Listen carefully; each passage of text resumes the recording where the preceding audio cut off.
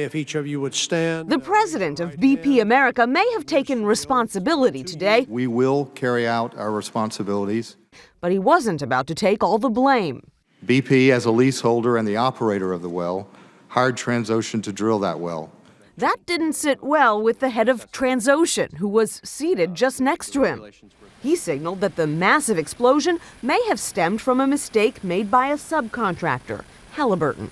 These events occurred after the well construction process was essentially complete.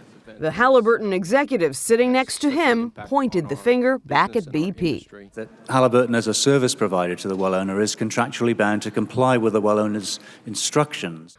All three companies worked together on the doomed Deepwater Horizon.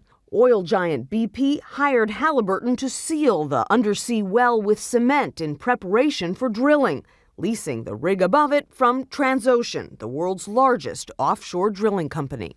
I hear one message, and the message is, don't blame me. With some damage estimates now exceeding $10 billion, BP's head promised lawmakers he would pay all, quote, legitimate claims. Okay, so if it's a legitimate claim, a harm to the fishing industry, you're going to pay.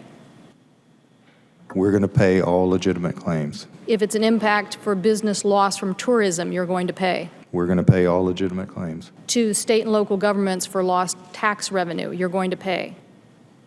Question mark. All three executives said they are aggressively investigating the cause of the disaster. Was the well properly designed? Were there problems with the casing or the seal assembly? But that wasn't good enough for some senators.